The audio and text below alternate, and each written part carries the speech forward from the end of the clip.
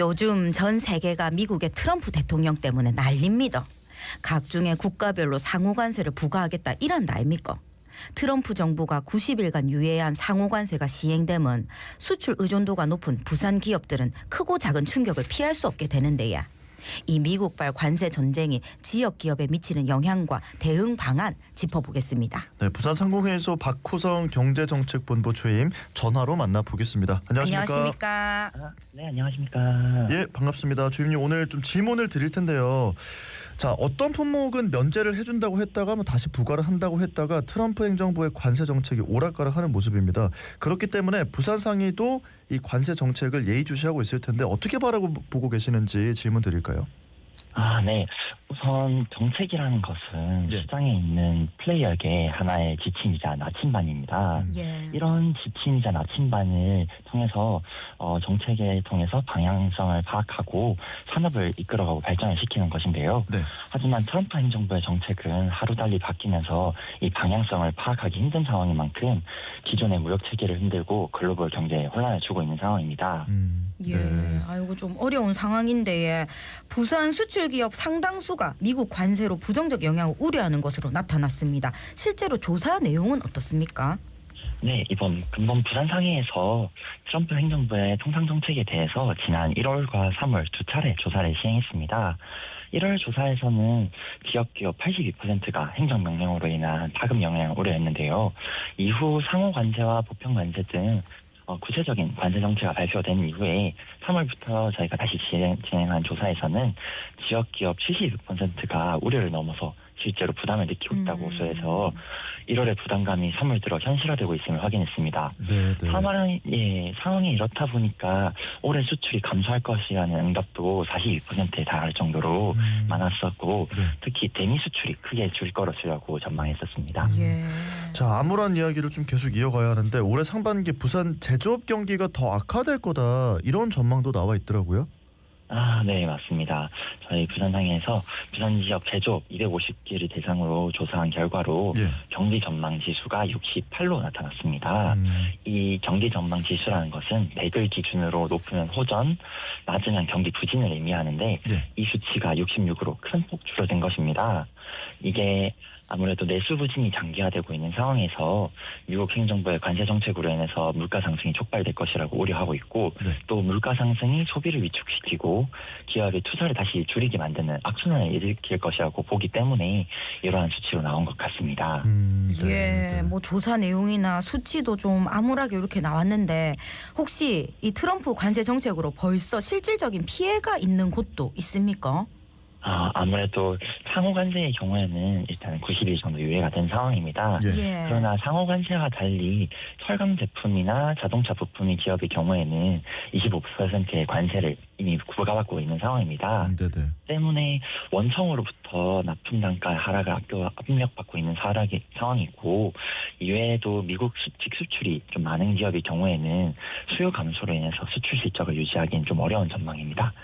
또한 현재는 상호관세가 유예된 상황이긴 하지만 트럼프 행정부의 통상 정책이 큰 변화 없이 진행된다면 관세로 인한 본격적인 충격이 부과된 이후에 관세가 부과된 이후에 1, 2개월 이후에 이게 현실화될 것이라고 보고 있는 상황입니다. 자, 부산의 주력 산업이라고 하면 자동차 부품, 조선 기자재, 철강, 기계, 장비 등일 텐데 이 산업의 영향은 얼마나 될지 이런 것들도 궁금하거든요. 네, 맞습니다. 아무래도 앞서 말씀해 주신 것처럼 철강과 자동차 부품 등이 지역의 주력 산업인데요. 철강과 자동차 부품의 경우에는 이미 아까 말씀드린 것처럼 25%의 관세를 받고 있습니다. 때문에 기업의 수익성 악화는 피하기 힘든 상황이고요. 철강 산업은 지역 대미 수출에서 23%를 차지할 정도로 비중이 높기 때문에 기업이 상당히 높은 부담이 큰 상황입니다. 그리고 완성차 수출도 감소되거나 둔화될 가능성이 지금 큰 상황인데요. 지역에 부품 협력사들이 많은 상황인 만큼 물량이 위축될 수밖에 없기 때문에 이 파급력도 피할 수 없는 상황입니다. 특히 올해 부산에서 위탁 생산에 들어가는 르노코리아의 경우에는 예. 폴스타4를 이미 기존의 한미 FTA를 활용하는 전략적 선택이 반영된 상황인데요. 이것이 전략적에서 좀 생산계획 차질이 생기지 않았나 싶습니다. 네. 또한 미국의 관세 정책이 장기화될 경우에는 한국 GM 공장이 철수 우려까지 지금 나온 얘기가 있기 때문에 지역 협력사의 생존에도 위협이 될 수 있습니다. 예. 한편 아무래도 이게 무조건 어려운 부분만 있는 건 또 아닌 상황입니다. 네네. 미국이 중국에 대한 경제를 상당히 강경한 상황으로 하고 있는 상황이기 때문에 그렇죠. 조가 수주가 강점인 중국의 대상으로 네. 국내 조선 산업이 좀 더 호황을 받을 수 있는 상황입니다. 또한 미국의 조선업 재건 산업이 국내 조선업과 전략적 협상이 확대된다는 얘기도 나오는 상황이기 때문에 예. 미국 조선 시장으로 진출할 교두보가 생긴 것이라고 생각되고 있습니다. 예. 그러면 부산의 기업들의 대미 수출 의존도가 높습니까? 어떻습니까? 아무래도 부산의 수출 비중 1위가 미국으로 나타나 있는 상황으로 지역 수출의 20% 이상을 차지하고 있습니다. 이어서 중국, 일본 이런 순으로 나와 있긴 상황이긴 한데 아무래도 미국의 대중미 수출 의존도가 가장 높은 상황입니다. 네. 자, 부산의 아까 최대 교육국 중국의 고율의 관세를 부과하고 있고 또 부산의 신발업계 기업들이 공장을 두고 있는 동남아에도 이제 만약에 상호 관세를 부여하게 된다. 이런 것들을 좀 지켜보면은 간접적인 영향을 피해갈 수 없다. 이런 생각도 들거든요. 어떻게 보십니까? 네, 맞습니다. 간접적인 영향이 우려할 수밖에 없는데요.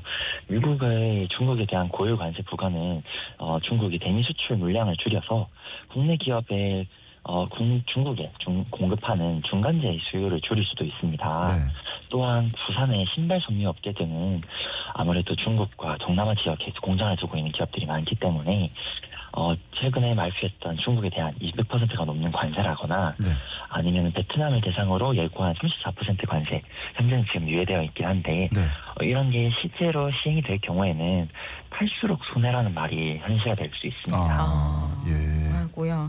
다음 달 3일부터 이 자동차 부품 관세가 발효가 되는데 다만 트럼프 대통령이 자동차 부품 관세를 좀 더 유예할 수 있다는 뜻을 내비쳐서 지켜볼 필요가 있습니다. 트럼프 대통령이 손바닥 뒤집듯이 자주 말을 바꿔가 속단하기는 어렵지만 그래도 만약 유예가 된다면 대응할 시간을 벌 수 있을 것 같은데 어떻습니까? 네. 아무래도 유예가 된다면 분명 환영할 만한 소식이긴 합니다. 예. 트럼프 1기 행정부가 출범했을 때에도 철강 쿼터제로 관세를 피하기도 했었으니까요. 다만 관세 유예가 정답은 아닐 것입니다. 예. 아무래도 트럼프 행정부의 관세나 정책 방향성이 불확실하기 때문에 리스크를 본질적으로 완화할 방안을 좀 마련해야 될 것 같습니다. 그렇군요. 자, 미국이 이제 3일부터 수입산 자동차에 25% 관세를 부과하고 있는데 부산에 있는 자동차 부품 지역 중소기업들이 지역 수출보다는 대기업에 납품을 하는 형태이기 때문에 이게 완성차에만 관세가 부과돼도 충격을 받을 수 있다 이런 얘기를 하더라고요. 네, 맞습니다. 아무래도 우리나라 전체 자동차 수출에서 미국 시장이 차지하는 비중이 지난해 42% 수준으로 압도적으로 많습니다.